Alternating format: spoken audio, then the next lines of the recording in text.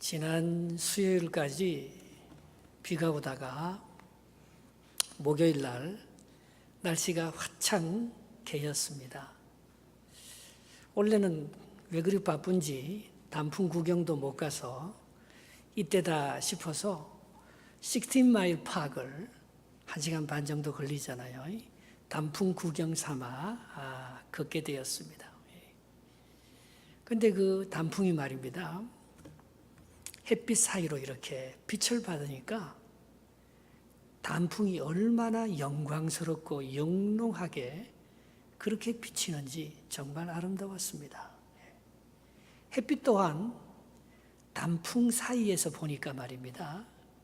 아주 생명의 빛처럼, 생기처럼 그렇게 느껴졌습니다.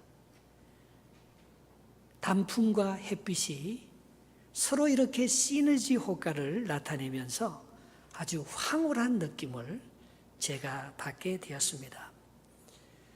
오늘 이걸 가리켜서 본문에 샛별이라고 말하고 있는 것입니다.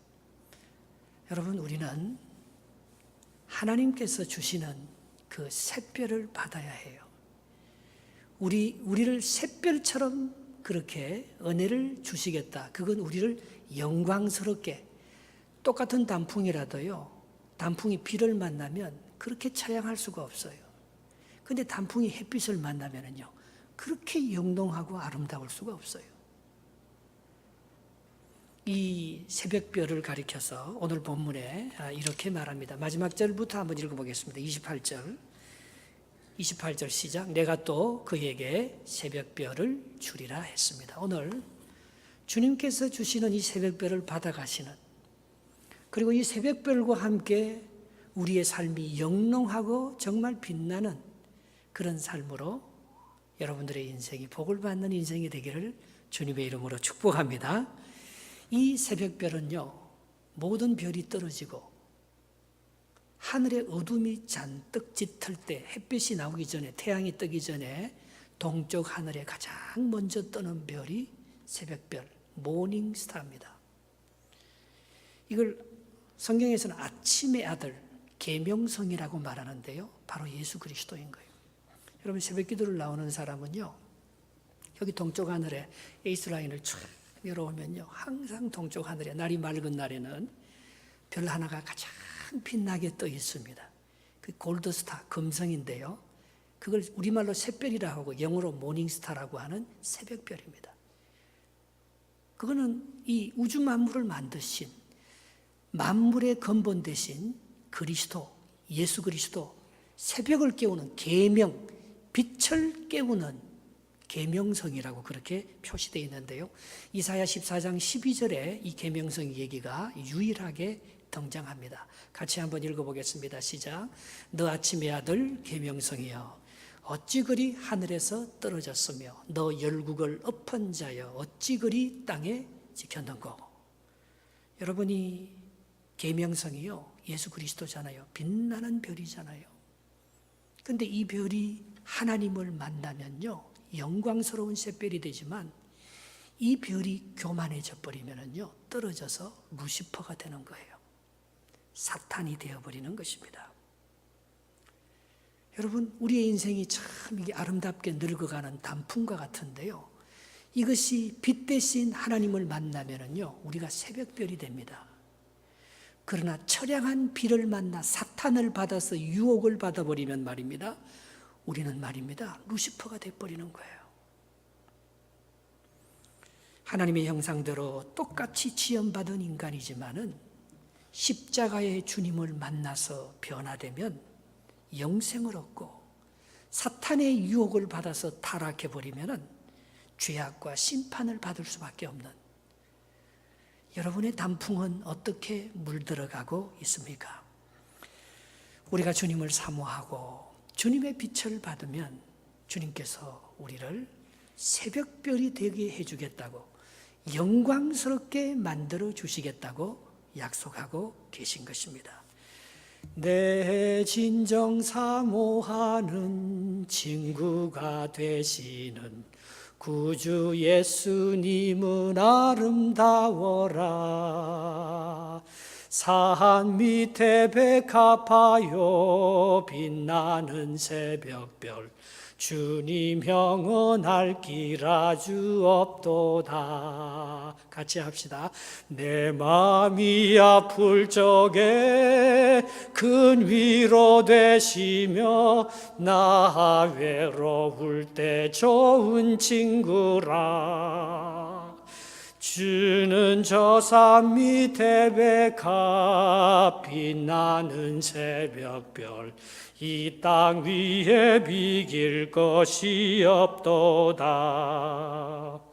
어두운 마음 속에 새벽별 대신 예수 그리스도가 오면 죽을 영혼도 살아나게 될 줄 믿습니다.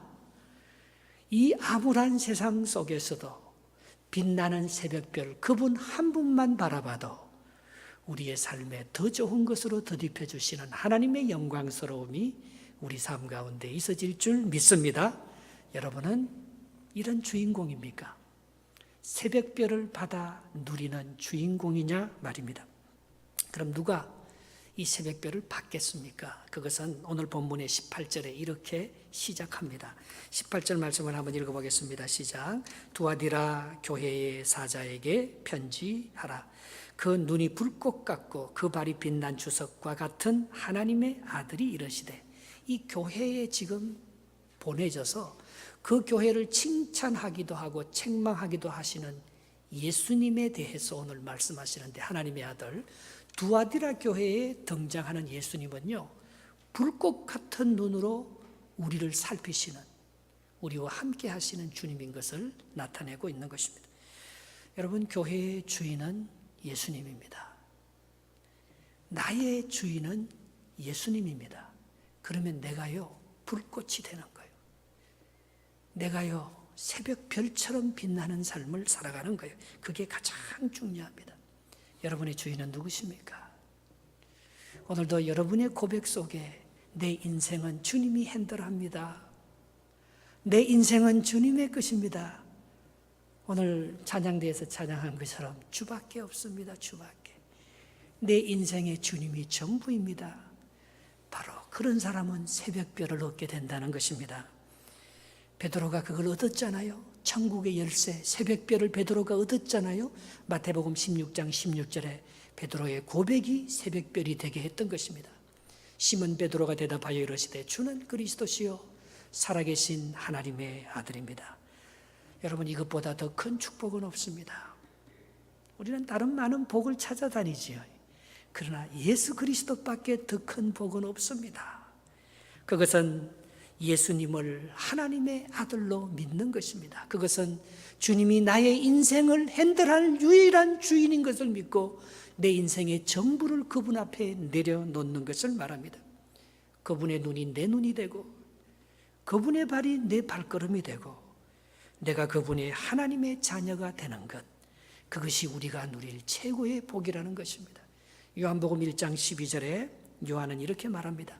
영접하는 자 곧 그 이름을 믿는 자들에게는 하나님의 자녀가 되는 권세를 주셨으니, 권세 중에 권세, 자녀의 권세 아니, 자녀는 아무것도 하는 것도 없이요, 아버지 어머니 걸 그냥 공짜로 선물로 다 받습니다. 하나님의 자녀가 되는 그 권세 말고 다른 축복이 또 있나요?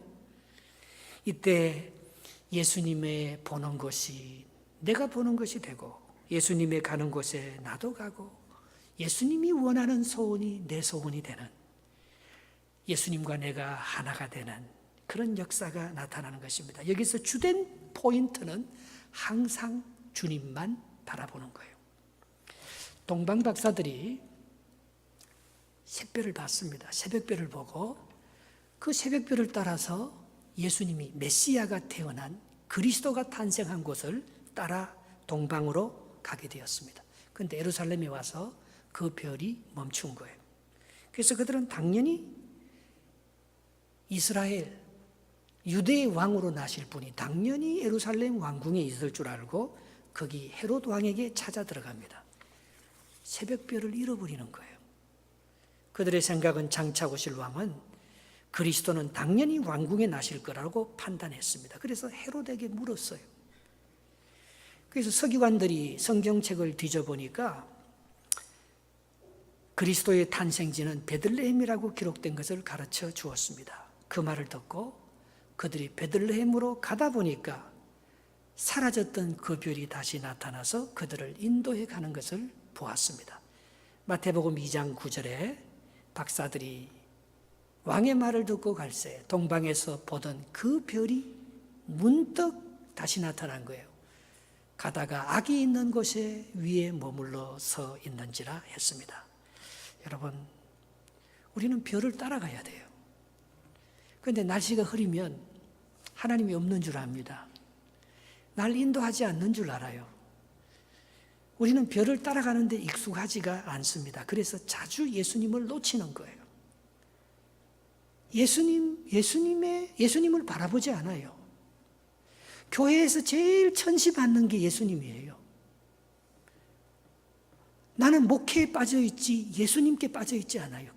나의 약점이에요. 여러분 일할 때 여러분 그 일에 빠지고 여러분의 목적에 빠지지 언제 예수님이 원하는 것을 하려고 하고 예수님의 뜻을 쫓으려고 하고 예수님이 가는 곳에 내가 순전히 따라가려고 동방박사가 가다가 예수님 놓치는 것처럼 내가 이렇게 될 거라고 생각하고 왕궁에 들어가는 것처럼 우리는 자주 예수님을 놓치고 빗나가면서 정말 예수님이 주시는 그 복을 우리가 못 누리는 거예요. 프랭크 루박의 기도 편지라는 게 있습니다. 그 책에 이 프랭크 루박이라는 이 선교사면서 목사인 사람이 이런 고백을 합니다. 나는 목사와 선교사로서 15년 동안 섬겨왔지만 하루 종일 하나님의 뜻을 따라 사는 삶을 살아보지 못했습니다. 그러다가 2년 전부터 나의 삶에 위기가 왔습니다. 나는 심한 불만을 느끼면서 30분마다 나의 행동을 하나님의 뜻에 비춰보는 노력을 하기로 시작했습니다. 그러자 내 왼팔의 고통과 가끔씩 심장을 압박하는 통증이 단 1분도 하나님을 떠나서는 안 된다는 하나님의 음성으로 들려왔습니다. 그런 고백을 했습니다. 여러분, 그냥 아플까요? 아픈 것도 축복입니다. 우리 에서도 잠이 저기 왔잖아요. 야, 목사님, 숨 쉬는 게 저절로 되는 줄 알았어요. 숨 쉬는 게 이렇게 큰 하나님의 은혜인 줄 몰랐어요. 여러분, 걸어 다니는 게 저절로 되는 것 같아요. 아니요. 걸어 다닐 수 있는 것, 그거 하나님의 은총이에요. 하나님이 힘을 주지 않으면 내가 할 수 있는 거 아무것도 없잖아요. 순간순간마다 내가 하나님의 인도함을 지금 받아 살고 있는데 하나님이 주시는 힘과 은총으로 살고 있는데 그거 잊어버려요. 내가 사는 거예요. 프랭크 루박이요, 심장의 고통을 느끼면서 왼팔의 그 고통을 느끼면서 하나님과 동행하기 시작하는 거예요. 주님은 이미 우리의 모든 것을 알고 계시다고 말씀하고 있습니다. 19절 말씀을 한번 읽어보겠습니다. 19절 시작. 내가 내 사업과 사랑과 믿음과 섬김과 인내를 아노니 내 나중행위가 처음 것보다 많도다 했습니다. 여러분, 인생이 허무한 것은 아무도 나의 수고를 몰라준다는 데 있습니다. 그런데 오늘 주님께서 두아티라 교회에 뭐라고 말해요?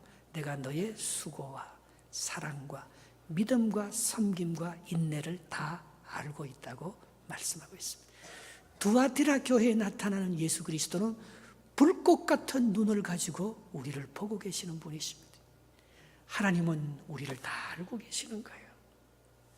주님이 나의 수고를 알고 계신다. 그 확신이 있을 때 우리는 세상을 이기고 주님과 동행할 수가 있게 되는 것입니다. 시편 139편 4절에 주님은 내 말의 의도를 알지 못하는 것이 하나도 없다. 주님은 여러분 내 말의 속뜻을 아는 사람이 몇 명이나 있어요. 같이 살아도요, 그 커뮤니케이션이 안 됩니다. 내 뜻을 몰라줘요. 시편 139편 16절에는 하나님께서 내가 태어나기도 전에 나의 출생의 비밀을 아시고 나의 미래와 나의 장래도 다 아신다고 139편 16절에 말씀하고 있는 것입니다. 주 예수 내가 알기 전 날 먼저 사랑했네. 그 크신 사랑 나타나 내 영혼 거듭났네. 주 내 맘에 늘 계시고 나 주의 안에 있어. 저 포도 비유 같으니 참 좋은 나의 친구. 인생은요, 나를 알아주는 한 사람만 있어도 행복합니다. 나와 함께 동행해 줄 수 있는, 끝까지 나와 함께 걸어갈 수 있는 한 사람만 같이 걸어가도 인생은 행복합니다. 제가 식당에요, 손님을 모시고 갔어요. 나는 그 식당 주인을 몰라요.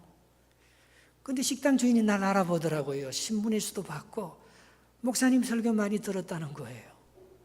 그러면서요, 자기가 먼저 와서 인사하고 내가 음식을 준비하기도 전에 에피타이저를 갖다 주는 거예요. 그 사람이 나를 알아볼 때 내가 얼마나 기분이 좋아요. 그래서 내가요, 팁을 많이 줬어요. 너무 좋아서. 날 알아주니까. 목사님은 좋은 목사님이에요. 나 목사님 좀 대접하고 싶어요. 날 알아주니까 내가 얼마나 기뻐요. 그러니까 팁을 많이 주는 거예요. 같이 온 다른 사람들이 박 목사님 따라오니까 맛있는 거 또 먹네. 여러분, 누가 우리를 알아준다는 게 얼마나 기뻐요. 하나님이 나를 아심으로 나의 인생을 책임져 주실 줄 믿습니다. 오늘 하나님께서 도와드려가 그렇게 어렵게 신앙생활 하면서 고난받는 거 내가 늘 다 알고 있다 하잖아요. 네 수고와 네 사랑과 네의 섬김과 너의 인내 참고 기다리는 그 모든 것을 하나님이 나를 다 알고 있다는데 우리는 하나님 자꾸 모른다 하는 거예요. 다윗이 골리앗을 어떻게 이깁니까? 하나님이 나와 함께 하심을 알기 때문에 골리앗 정도야 뭐 어린 목동이요 골리앗 겁내지 않습니다. 시편 23편 4절에 다윗의 고백입니다. 내가 사망의 음침한 골짜기로 다닐지라도 해를 두려워하지 않는 것은 뭐예요? 주께서 나와 함께 하심이라 아는 거예요. 주님이 오늘 내 안에서 나와 함께 계시는 것을 내가 주의 지팡이와 나를 막대기가 나를 안위하고 계신 것을 나는 믿습니다. 바울은 빈궁한 삶 속에서도 자족하는 것을 배웠습니다. 그것은 하나님이 나의 필요를 채워주실 것이라는 것을 그가 아는 거예요. 여러분, 이민생활이 왜 힘듭니까? 이곳에 오면 나를 다 몰라주는 거예요.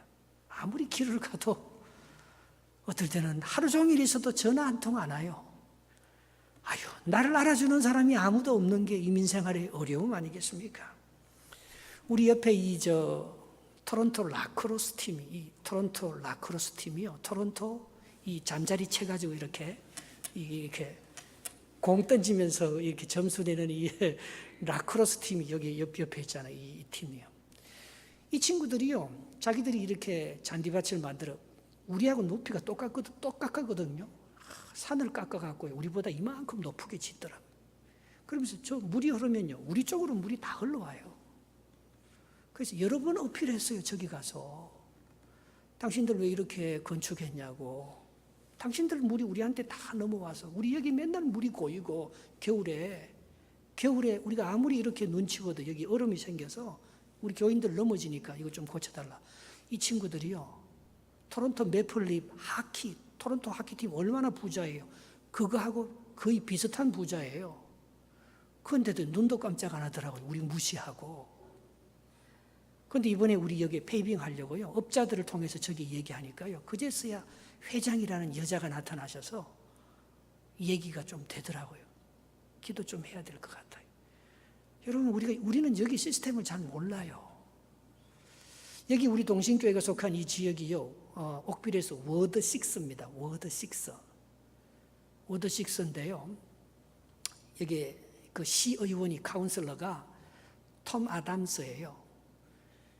이번에 우리 시니어 대학 글랜터 얻기 위해서요. 그 사람을 한번 찾아가 봤어요.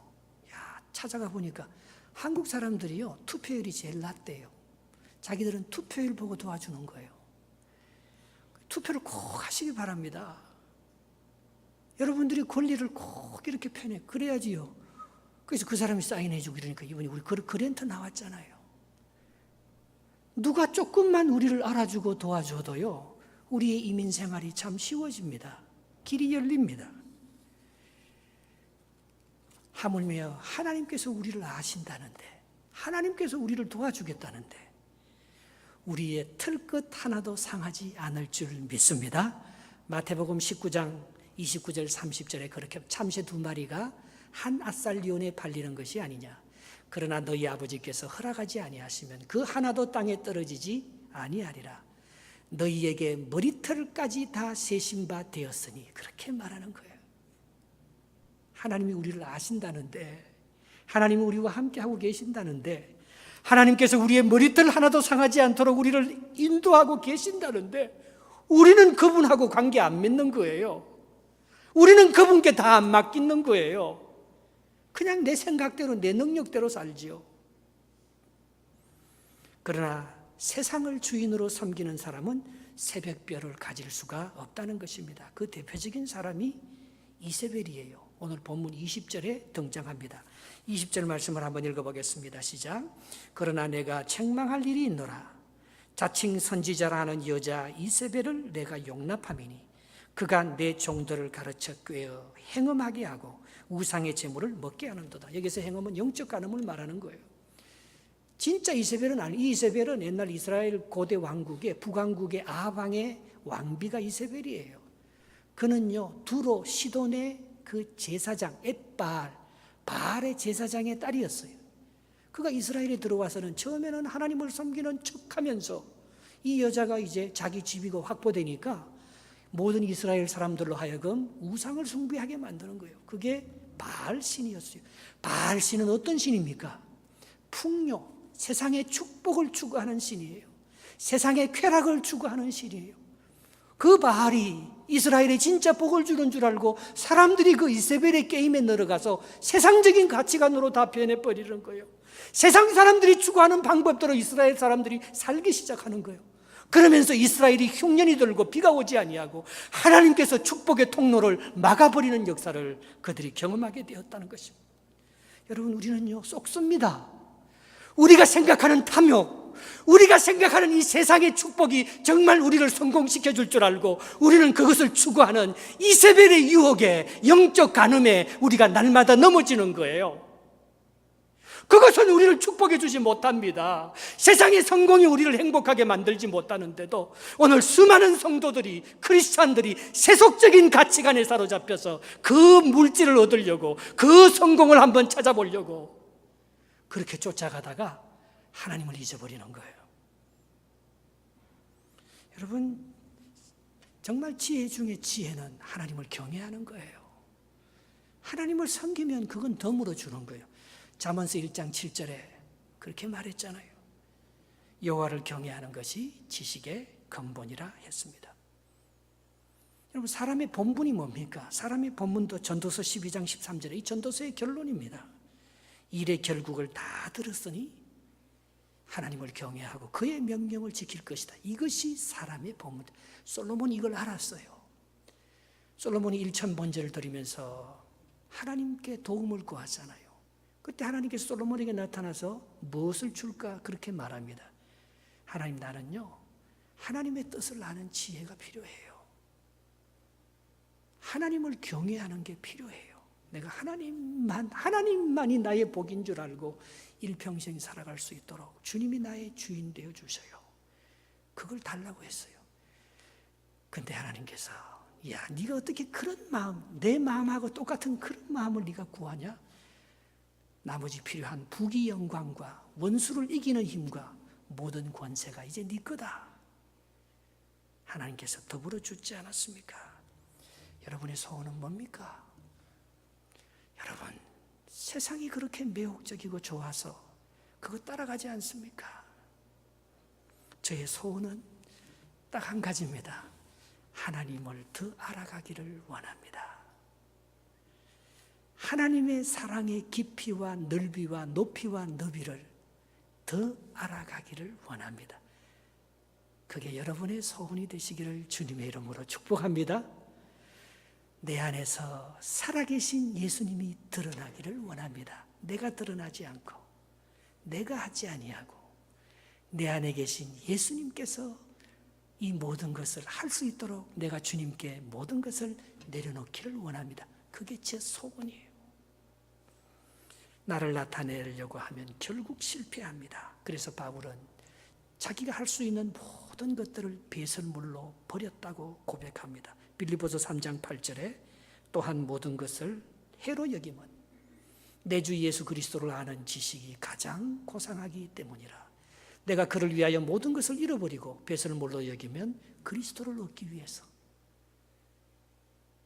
여러분, 예수 그리스도 한 분을 얻으면요 모든 걸 얻은 거예요.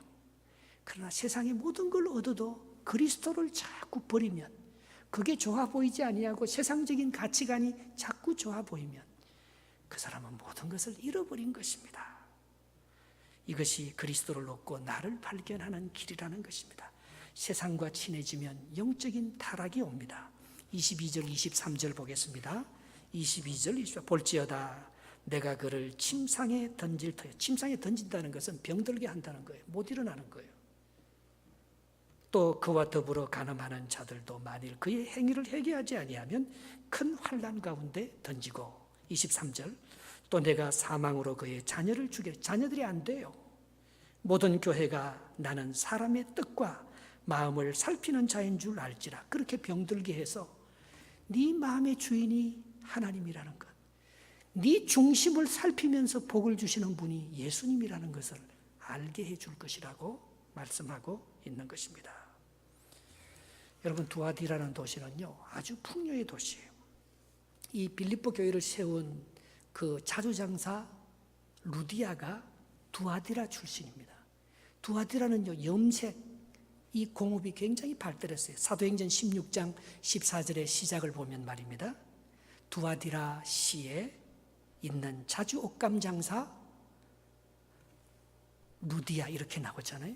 이 두아디라 성은요 굉장히 특별히 그 검은 세공업 또 철강 산업이 굉장히 발달했습니다. 그리고 해외 무역이 발달해서 비단길의 축입니다. 이 두아디라가 동서무역에 만나는 지점이 이 두아디라예요. 얼마나 물질적이고 얼마나 그 무역과 또 세계 문화와 그 문물이 함께 만나는 정말 부유롭고 정말 다양한 그런 화려한 도시가 두아디라예요.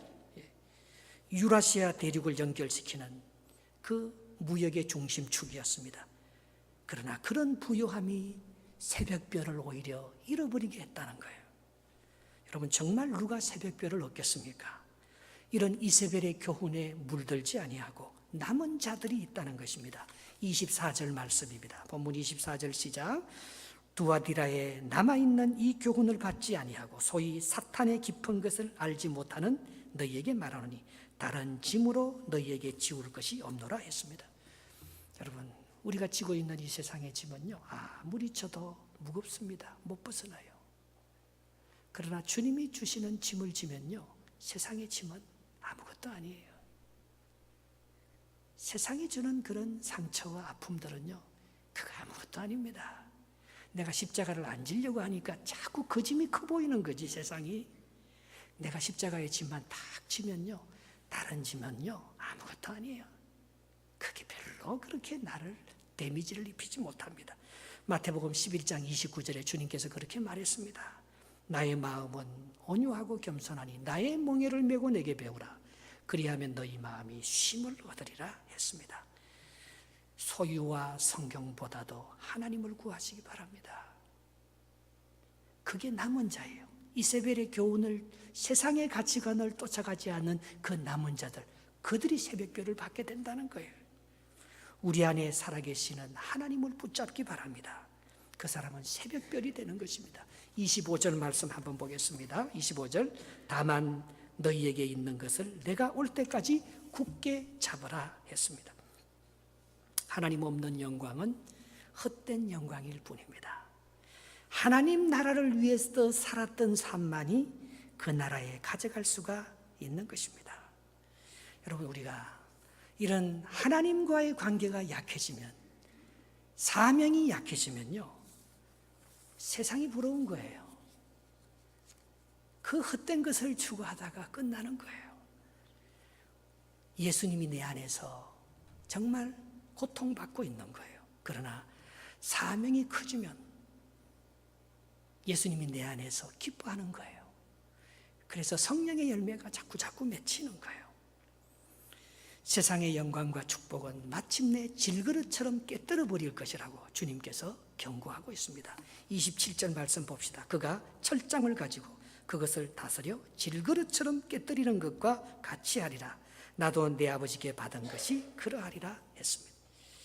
그래서 우리는요, 하나님의 뜻을 발견하고 하나님의 뜻을 통역해주는요, 통역관이 필요해요. 이는 하나님의 사랑에 언어하고 우리가 갖고 싶은 세상의 욕심하고 너무나 다르기 때문에 그런 거예요.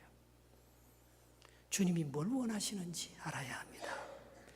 주님을 더 알아가야 합니다.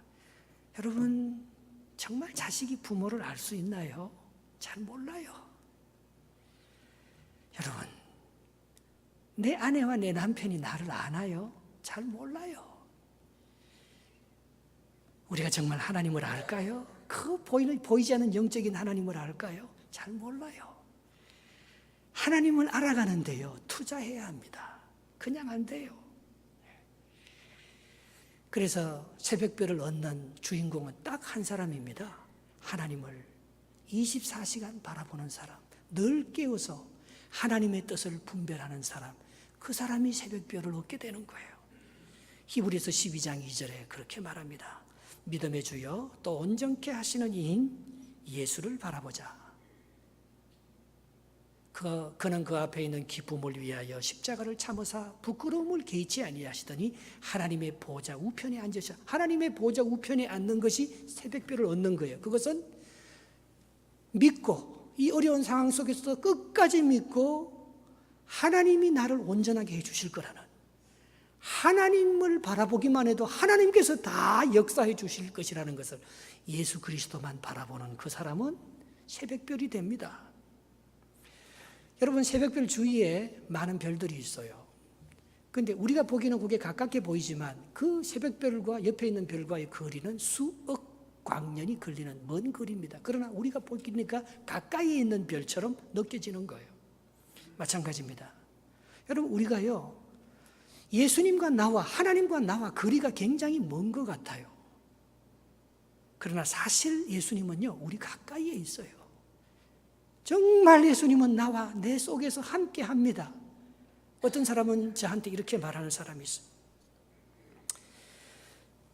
하나님 한번 보여주면 내가 믿겠습니다.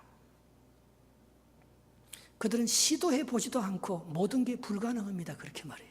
나는 이제요, 우리 부인이 얘기하면 그거 안 돼, 안 돼라는 말은 안 하기로 했어요. 아, 네. 아내는요, 아, 네. 부인한테 그렇게 순종하면 앞으로 다 되는 거예요. 누가 얘기하면요, 그거 틀렸어요, 그거 안 돼요, 그렇게 말하지 말고 아, 네. 아, 그렇게 말하면 다 되는 거예요. 아니, 하나님이 하시는 거지 내가 하는 게 아니잖아요. 내가 염려하고 내가 걱정하고 내가 계획하고 내가 모든 걸 하려고 하니까 자꾸 계산해보고는 안 된다고 말하는 거예요. 한번 따라 한번 해보시기 바랍니다. 아, 네.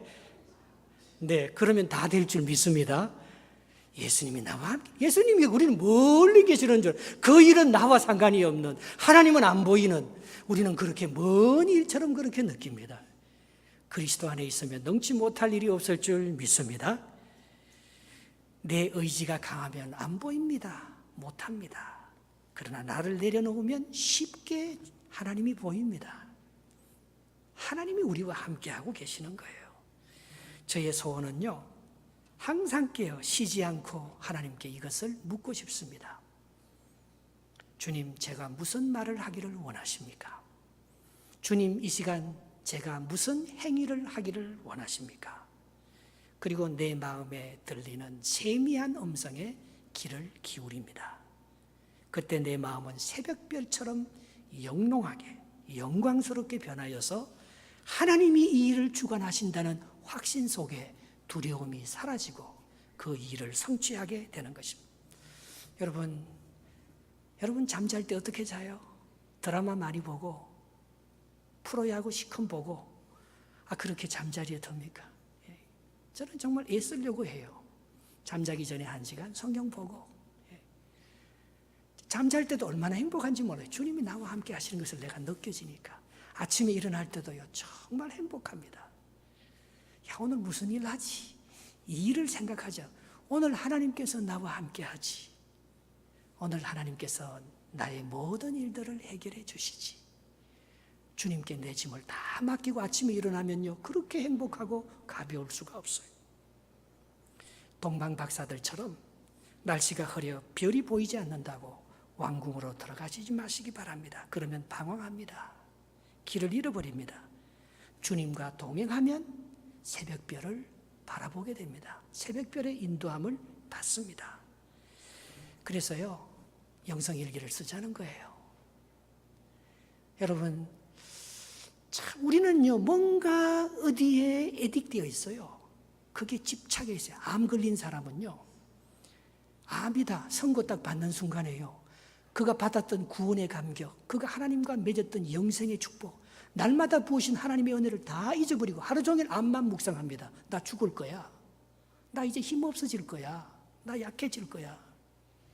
암만 묵상합니다. 똑같이 예수님을 그렇게 묵상하는 거예요. 24시간 예수님 묵상하는 게 좀 어려운 것 같지만요, 암 걸린 사람이 암 묵상하듯이 예수님을 그렇게 24시간 바라보는 거예요. 영성일기를 한번 써보면은요, 참 내가 보여요. 하나님을 만납니다.